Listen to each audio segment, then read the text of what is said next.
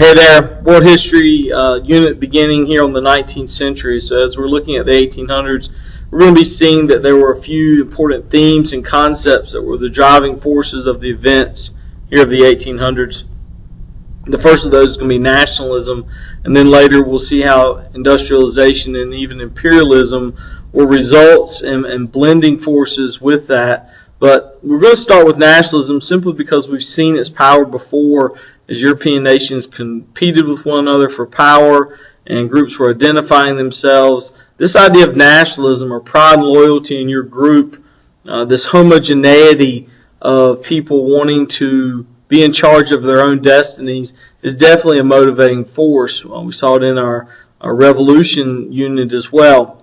A couple of different types of examples, and again, these may not be the best or the only examples, but through unification you will see groups using nationalism for that reason. For example, as Germany unifies in the 1870s, you will see separation. You will see many groups disband themselves or break away from empire control. For example, the Greeks breaking away from Ottoman control during this century. And then you'll even see state building or expanded control. For example, the United States going across the continent there of America and building new states and really redefining its identity as Americans.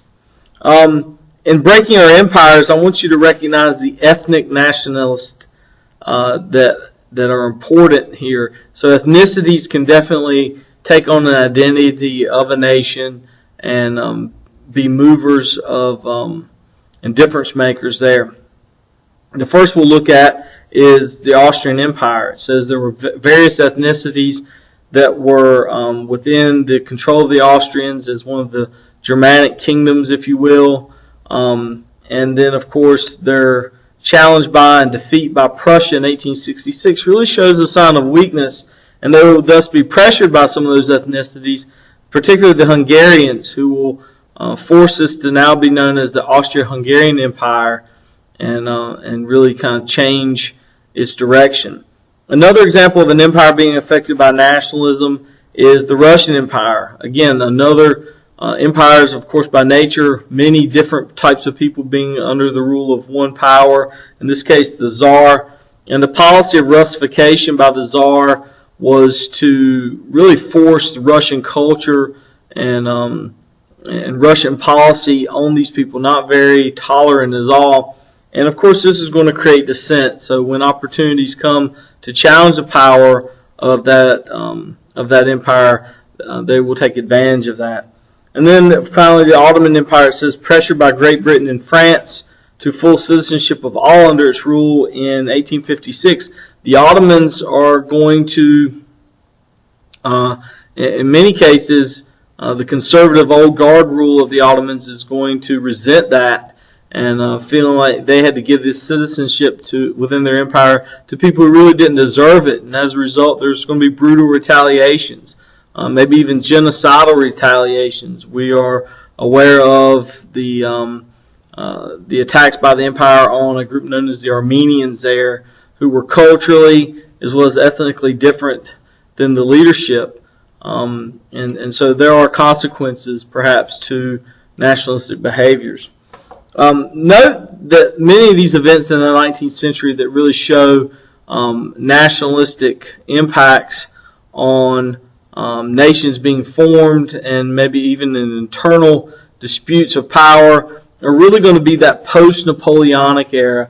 The nationalism prior to that was banding together in order to defeat Napoleon, or maybe even the French nationalism to rise and rally around Napoleon in his conquest attempts. But now nationalism is going to have a much different flavor. One example would be that of Italy and its unification efforts. Leaders in Italy had long been seeing themselves controlled by outsiders, and tired of that, they are going to look for leadership from the Piedmont Sardinia kingdom and its king, as they really controlled the northern component or the northern part of the peninsula. To the south, a gentleman named Garibaldi was leading forces there and conquering and really unifying southern portion of Italy. Coming together, the king, Victor Emmanuel, and Garibaldi will decide that it will be in the best interest for this to be a unified state. Garibaldi simply just stepping aside. By the late 1860s and by 1870, they will even add Venice into this mix, and Italy will have its nation-state status finally. Germany is going to also unify. It says Germany had been a confederation of 39 different states after 1815. So in this post-Napoleonic era, and really Austria had dominated that. But as we already said, the Austrians were having some internal troubles themselves. It was kind of hard for them to be a leader of Germanic peoples as they were being maybe even forced into being an Austro-Hungarian empire. Prussia is going to then take the reins here of power within the German states. They were all German within this kingdom of Prussia, so they weren't really having these ethnic competitions internally. Prussia also had a very skilled army, and you're going to see this is a definite force to be reckoned with as nation-states take shape here in the 19th century. And they had a very skilled, cunning leader in Prime Minister Otto von Bismarck, and he is going to be able to use militaristic policies to be a uniting force for the nation-state of Germany. Okay. With all of this, though, it's going to really upset the balances of power. It says in 1815, power in Europe was very balanced, meaning you knew who had what. There was really no secrets to be had as far as who were the nations to be feared and what were their motives, and everybody kind of knew where everybody's cards and assets were. By the 1870s, however, Prussia had grown in power, and Great Britain and Germany were simply stronger than anybody else. And these attitudes are going to lead to increased competition, and eventually, as we spill over into the 20th century, this nationalism is going to even be one of the causes of what we will consider to be the Great War or World War I. A number of groups will be gaining power during this time. It says this power was gained.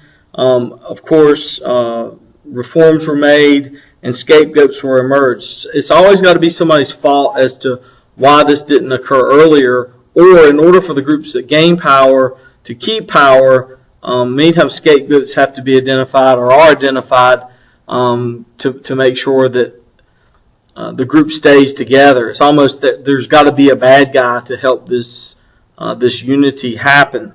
Canada will achieve self-rule during this century. Australia and New Zealand will follow. Even the Irish will be given a degree of self-rule.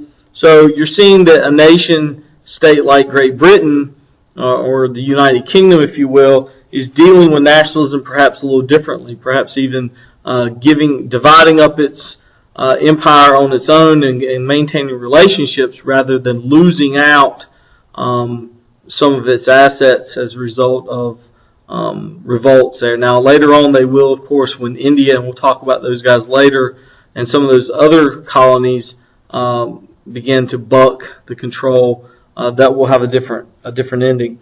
And again, as we mentioned earlier, the Americans moving west with the manifest destiny, the state building of American identity is going to definitely be an example of nationalism. Finally, we'll look at nationalism in Asia as we see India, China, and Japan. It says expanded European control in Asia was met with resistance. As things were more modernized, it was almost like the Europeans had come to Asia and taught them all they knew. Well, the one thing they taught them they didn't think would be a problem would be nationalism, and now the people of Asia are using this same attitude of nationalism to be dissentful towards European control. China's trade with Europe would be forced in the 1830s, the Opium Wars, and then, of course, the Taiping Rebellion, which would follow. China not able to show stability within itself would be an invitation of European nations to come in and lever themselves into even more controlling status. An open door policy, as suggested by the United States, would say that all nations should have an opportunity to engage China with trade policies, not really in the best interest of China either.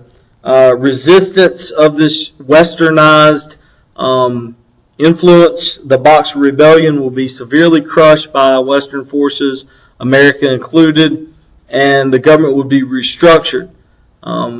So this long-standing dynastic rule of China is going to come to a crashing end here. Japan is also going to be in some cases, a poster child of nationalism. They're going to be forced to end their isolationism in 1853 as U.S. Captain Matthew Perry sails in with big gunships into Tokyo Bay.